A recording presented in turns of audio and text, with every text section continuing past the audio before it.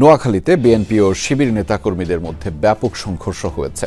এতে আহত হয়েছেন অন্তত 40 জন। এই মুহূর্তে দেখতে পাচ্ছেন রাজপথে লক্ষ লক্ষ কর্মীরা এবং সেনাপ্রধানের একসঙ্গে কিন্তু দেশ তুলপারে।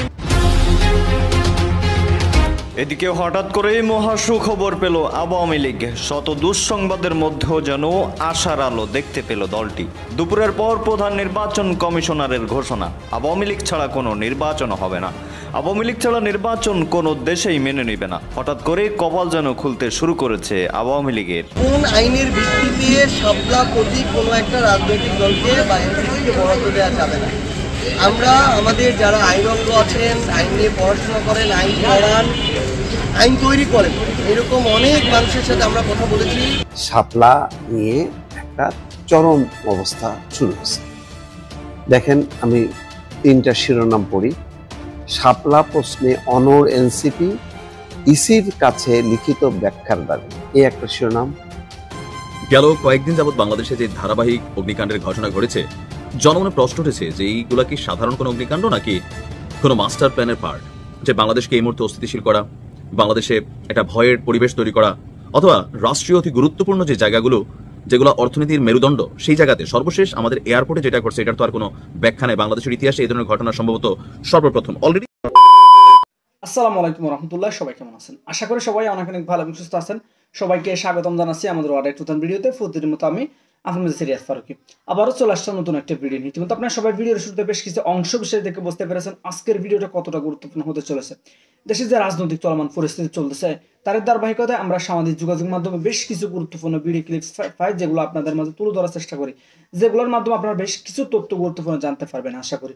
দর্শক, আর বেশি কথা আমরা মূল আলোচনা চলে যাচ্ছি। তার আগে আপনার কাছে একটি অনুরোধ জানাতে চাই, যারা আমাদের চ্যানেলটিতে এখন তো চ্যানেল সাবস্ক্রাইব করে সাথে থাকুন, যারা ইতিমধ্যে সাবস্ক্রাইব করেছেন তাদেরকে অসংখ্য ধন্যবাদ। যারা সাবস্ক্রাইব করেনি তাদের উদ্দেশ্যে একটি কথা বলবো, দেখতে থাকুন, দেখতে দেখতে ভালো লাগে, ভালোবাসা হয়ে যাবে ইনশাআল্লাহ। দর্শক, আর বেশি কথা না বলে আমরা এখানে একটু বিস্তারিত দেখবো। প্রতীক কোনো একটা রাজনৈতিক দলকে বা এনসিপিকে বরাদ্দ দেওয়া যাবে না। আমরা আমাদের যারা আইনজ্ঞ আছেন, আইন নিয়ে পড়াশোনা করেন, আইন পড়ান, আইন তৈরি করেন, এরকম অনেক মানুষের সাথে আমরা কথা বলেছি। এনসিপিকে শাপলা প্রতীক দিতে কোনো আইনগত বাধা নেই বলেই আমরা আমাদের জায়গা থেকে শাপলা প্রতীক চেয়েছি। কিন্তু যখন আমরা এটা দেখতে পাই, আজকে উনি এই কথা কোন মুখে বলেন? এই প্রতীক তো আমরা আজকে আবেদন করি না। আমরা যেদিন রাজনৈতিক দল হিসেবে নিবন্ধনের জন্য আবেদন করেছিলাম সেদিনই তো আমরা এই প্রতীক চেয়েছিলাম। তাহলে বিগত কয়েক মাসে এটা তিনি কেন ওই তাদের যে শাপলা প্রতীকের তাদের যে লিস্ট মার্কার, ওই লিস্টে এটা এখানে অন্তর্ভুক্ত করেন নাই? অবশ্যই তাদের হয় যে নিজের দায় দোষ, খামখেয়ালি, যে কারণে তারা অন্তর্ভুক্ত করেন নাই, অথবা আরও প্রভাবে প্রভাবিত হয়ে তারা এটুকু করার সৎ সাহস দেখাতে পারেন নাই। যেই নির্বাচন কমিশন একটা রাজনৈতিক দলকে তাদের প্রাপ্য মার্কাটা দেওয়ার সৎ সাহস দেখাতে পারে না, আমরা মনে করি সেই নির্বাচনের অধীনে একটা সুষ্ঠু নির্বাচন এই বাংলাদেশে হতে পারে না। আমরা এনসিপি আমাদের জায়গা থেকে অবশ্যই প্রত্যাশা করি যে আমরা শাপলা প্রতীক পেয়েই আগামী নির্বাচনে অংশগ্রহণ করব। এটা যদি তারা আমাদের সাথে অন্যায় করে, আমরা এই অন্যায়ের বিরুদ্ধে রাজনৈতিকভাবে মোকাবেলা করব। জুলাই অভ্যুত্থানের পূর্বে বাংলাদেশের সকল রাজনৈতিক দলগুলো রাস্তাঘাটে নেমে হাহাকার করত, কর্মসূচি দিয়ে হাহাকার করতো। আমরা অনেক অফিস দেখেছি যেই অফিসের সামনে 10 জন লোক দাঁড়ানোর মতো ছিল না, বড় বড় রাজনৈতিক দলের অফিস। কিন্তু সবচেয়ে বড় কথা হচ্ছে জনগণ তখনই রাস্তায় নেমেছে যাদের উপরে জনগণ আস্থা রেখেছে।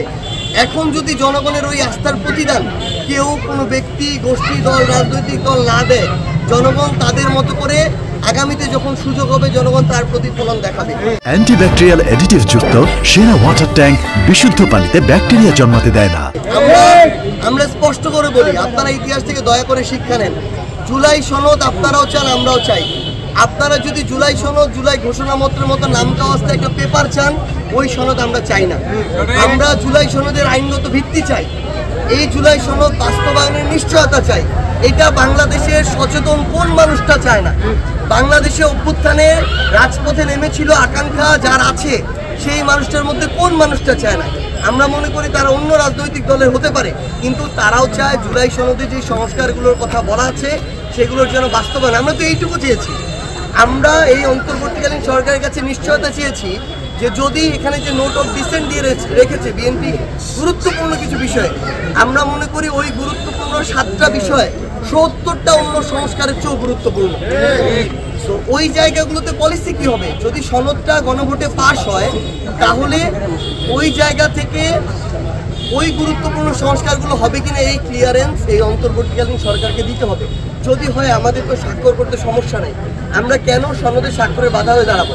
কিন্তু আপনারা স্পষ্ট দেখেছেন, আমরা প্রেস ব্রিফিংয়ে বলেছি এই ক্লিয়ারেন্সগুলো যদি দেওয়া হয় তাহলে এনসিপির জুলাই সনদ স্বাক্ষরে কোনো বাধা থাকবে না। নোয়াখালীতে বিএনপি ও শিবির নেতাকর্মীদের মধ্যে ব্যাপক সংঘর্ষ হয়েছে, এতে আহত হয়েছেন অন্তত 40 জন। বিকেলে সদরের নেওয়াজপুর ইউনিয়নের কাশেম বাজারে এই ঘটনা ঘটে। সংঘাতের জন্য একে অন্যকে দুষছে দুপক্ষ। স্থানীয় বিএনপি নেতাকর্মীদের অভিযোগ, আসরের নামাজের পর মসজিদে স্লোগান দিয়ে দলীয় কার্যক্রম শুরু করে শিবির। এ সময় বাধা দিলে বিএনপি নেতাকর্মীদের উপর হামলা চালায় তারা। এতে অন্তত 15 নেতাকর্মী আহতের দাবি দলটির নেতাদের।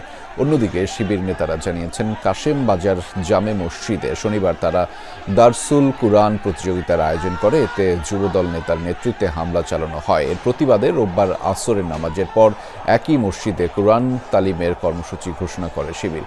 সংগঠনটির নেতাদের অভিযোগ, আসরের নামাজের পর বিএনপি ও অঙ্গ সংগঠনের নেতাকর্মীরা সেখানে হামলা চালায়। এই ঘটনায় অন্তত 25 নেতাকর্মী আহত হয় বলে দাবি করেছে শিবির। বর্তমানে পরিস্থিতি নিয়ন্ত্রণে রয়েছে বলে জানিয়েছে পুলিশ। শাপলা নিয়ে একটা চরম অবস্থা শুরু হয়েছে। দেখেন, আমি 3টা শিরোনাম পড়ি।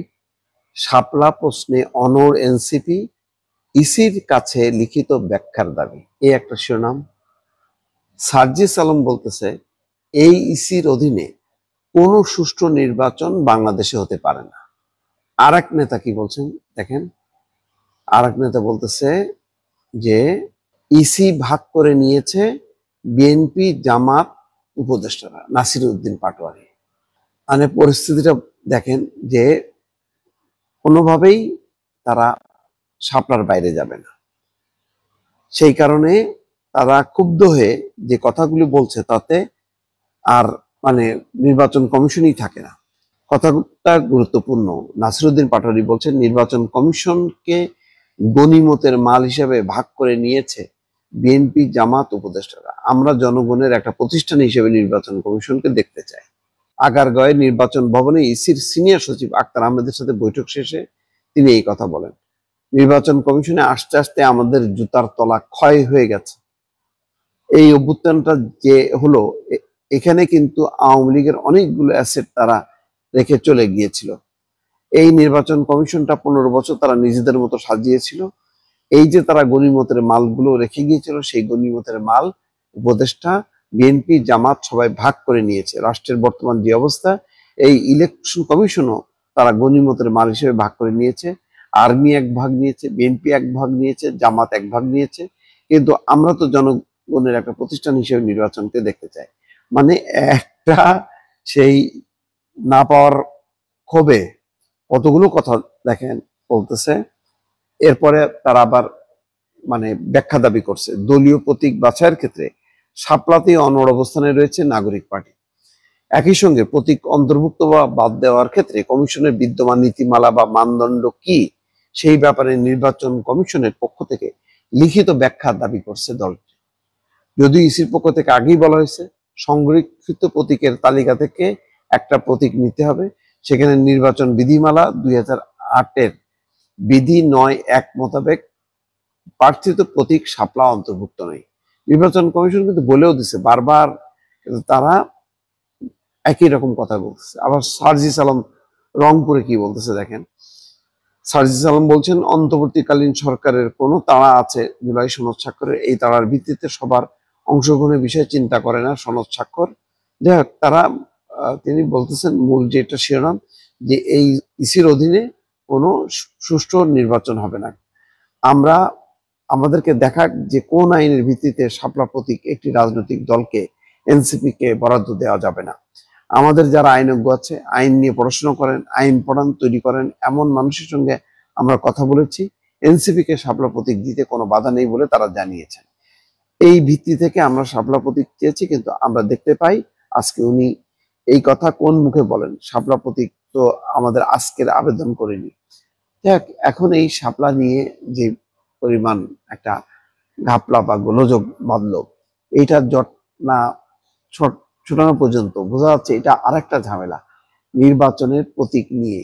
এবং নির্বাচন কমিশন পরিষ্কারভাবে বলে দেওয়ার পরেও এনসিপি নেতারা যেভাবে শাপলা প্রতীক ধরে বসে আছে, মনে হচ্ছে যেন শাপলা প্রতীকটা হলেই তাদের একটা মানে একটা গুরুত্বটা বাড়বে, একটা ভারী দল হিসেবে স্বীকৃতি পাবে, অথবা এই শাপলা প্রতীক নিলেই যেন জনগণ তাদেরকে ভোট দেবে। এইরকম মনোভাব, অন্যরূপ মনোভাব যদি এখন নির্বাচন কমিশন যদি আপোষ করে, মাথা নত করে, তাহলে আরো অনেক জামাতের অনেক বড় দাবি আসতে পারে, বিএনপির দাবি আসতে পারে। সেইগুলোতে একবার মাথা নত করলে ওই মাথা আর সোজা হবে না। এইটা মানে এনসিপির বোঝার কথা না, কিন্তু আমার ধারণা যে মানে এটা নিয়ম অনুযায়ী এনসিপি আদালতেও যাচ্ছে না। আদালতে যদি যাইতো, আদালত থেকে তারা মানে বলে দিত মানে নির্বাচন কমিশনকে, তখন তো নির্বাচন কমিশন বাধ্য হতো। এই যে আদালত বলে দেয়নি যে দক্ষিণ সিটি কর্পোরেশনের মেয়র হিসেবে ইশরাককে দায়িত্ব দিচ্ছে, তারা মানে নাই। তো এখন তারা কোন মুখে নির্বাচন কমিশনকে বাধ্য করতেছে যে শাপলা প্রতীক দিতেই হবে? অনেকগুলো প্রশ্ন আসে, যদি প্রাসঙ্গিক না, কিন্তু তারপরেও বললাম যে আদালতের রায়ও তো মানে না, তো শাপলা দাবিদার এনসিপি কেন যাচ্ছে না আদালতে, যখন নাকি নির্বাচন কমিশন দিচ্ছে না? আদালত ফয়সলা করে দিত, কিন্তু তারা জানে যে আদালত হয়তো এটা মানে গুরুত্ব দেবে না। আসসালামু আলাইকুম। গেল কয়েকদিন যাবৎ বাংলাদেশে যে ধারাবাহিক অগ্নিকাণ্ডের ঘটনা ঘটেছে, জনমনে প্রশ্ন উঠেছে যে এইগুলা কি সাধারণ কোনো অগ্নিকাণ্ড নাকি কোনো মাস্টার প্ল্যানের পার্ট, যে বাংলাদেশকে এই মুহূর্তে অস্থিতিশীল করা, বাংলাদেশে একটা ভয়ের পরিবেশ তৈরি করা, অথবা রাষ্ট্রীয় অতি গুরুত্বপূর্ণ যে জায়গাগুলো যেগুলো অর্থনীতির মেরুদণ্ড, সেই জায়গাতে সর্বশেষ আমাদের এয়ারপোর্টে যেটা ঘটছে এটার তো আর কোনো ব্যাখ্যা নেই। বাংলাদেশের ইতিহাসে এই ধরনের ঘটনা সম্ভবত সর্বপ্রথম। অলরেডি 6 সদস্যের একটা তদন্ত কমিটি গঠন করা হয়েছে যে কেন লাগছে। সরকারের পক্ষ থেকে বলা হয়েছে যদি এই সকল ঘটনার পেছনে কোনো ষড়যন্ত্র, কোনো ব্যক্তি গোষ্ঠীর দল কানেক্টেড থাকে, ছাড় দেওয়া হবে না। আমরাও মনে করি রাস্তায়। দর্শক, ইতিমধ্যে আপনারা সবাই ভিডিওর শুরুতে বেশ কিছু অর্থাৎ ভিডিওগুলো দেখে অনেক গুরুত্বপূর্ণ তথ্য জানতে পারছেন। ভিডিওটি ভালো অবশ্যই শেয়ার করে দিবেন, আর আমাদের চ্যানেলটিতে নতুন থাকলে চ্যানেল সাবস্ক্রাইব করে সাথে থাকবেন। যারা ইতিমধ্যে ভিডিও ধৈর্য সহকারে দেখে শেষ পর্যন্ত দেখেছেন তাদেরকে অসংখ্য ধন্যবাদ জানাই। এখানে শেষ করবো আজকের ভিডিওটি। ভালো থাকবেন, সুস্থ থাকবেন। দেখবো অন্য কোনো আরেকম চাঞ্চল্যকর ভিডিওতে। ভালো থাকবেন, সুস্থ থাকবেন। আল্লাহ হাফেজ।